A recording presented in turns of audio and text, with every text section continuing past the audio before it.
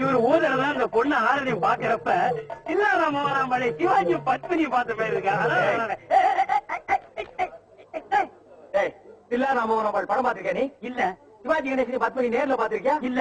அப்புறம் எதை வச்சுடா இந்த மூஞ்சி சிவாஜி கணேசன் அந்த மூஞ்சி பத்மினின்னு சொன்ன? சொல்றா சொல்லு. போல சொல்லுங்க. ஐயாவா நான் என்ன கிழவனா? தம்பி சொல்லுங்க தம்பி. இவருதான் சொல்ல சொன்னாரு. ஆட்டா நடக்கிற ஊருக்கு எல்லாம் 10 ரூபா தரேன், இந்த மாதிரி போன் பேசி அதுலயும் அந்த தவறுகாரன் கார விடுற மாதிரி சொல்லுங்க அவரு சொல்ல சொன்னாரு. நீ போ. ஏன் உனக்கு இந்த வேலை? நீ வாங்குற இந்த 10-5 பிச்சைக்கு இது தேவைதானா? ஒரு விளம்பரம். என்னடா விளம்பரம்? அந்த சினிமாக்காரங்க தான் அப்படி செய்யறாங்க.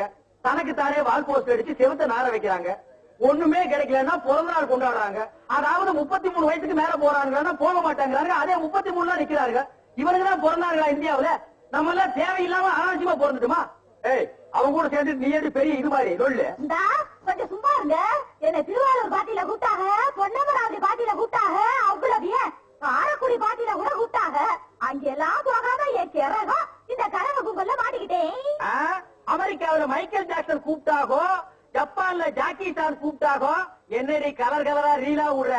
ஏய், ஜனங்களே பாத்துக்கங்க, என் மேல தப்பு இல்ல. இந்த பாவத்துக்கெல்லாம் நான் ஆளாகவே மாட்டேன். அத்தனையும் பொய்ய பாரு. செய்யறதையும் செஞ்சு விட்டு குடிக்கிறத பாரு. திருவிழாவில காணாம போன புள்ள மாதிரி. ஏய், உன்ன தெரியுண்டா எனக்கு.